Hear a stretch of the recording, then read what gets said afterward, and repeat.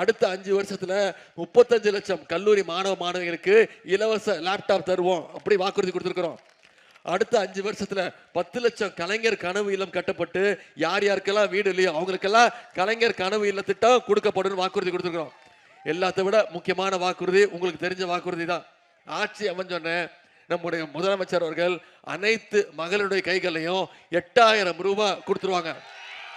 அந்த 8000 ரூபாவை மகளிர் உங்க வீட்டுக்கு தேவையான மின்சாதன பொருட்கள் என்ன வேணுமோ அதை நீங்களே முடிவு பண்ணி வாங்கிக்கலாம்.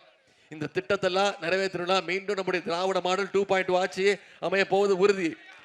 அதுல இந்த விழுப்புரம் தொகுதியில அதிகமான வாக்கு வித்தியாசத்துல லட்சுமணன் அவர்களை ஜெயிக்க வைக்கணும். செய்வீங்களா? நம்முடைய தலைவர் மீண்டும் மீண்டும் சொல்றார், இந்த சட்டமன்ற தேர்தல் டெல்லி அணி வர்சஸ் தமிழ்நாடு அணி. டெல்லி அணியா தமிழ்நாடு அணியா ஜெயிக்க போகுது யாரு? தமிழ்நாடு அணி. நாம ஜெயிச்சு காட்டணும், டெல்லி அணியை வீழ்த்தணும். நான் இவ்வளவு திட்டங்கள் சொல்லியிருக்கிறேன்ல, இந்த 5 வருஷம் இவ்வளவு செஞ்சிருக்கிறோம், சாதனைகள் பண்ணியிருக்கிறோம், ஆட்சிக்கு வந்தா இதெல்லாம் பண்ணுவோம்னு சொன்னேன். இதுக்கெல்லாம் ஒன்றிய பாஜக அரசு எதுக்காவது நமக்கு துணை நின்று இருக்கா? இப்ப தேர்தல் அறிவிச்ச உடனே மோடி வராருல, வாரம் ஒரு வாட்டி வந்துட்டு போறாரு, திட்டங்கள் ஏதாவது வருதா? தமிழ்நாட்டுக்கான நிதி வருதா?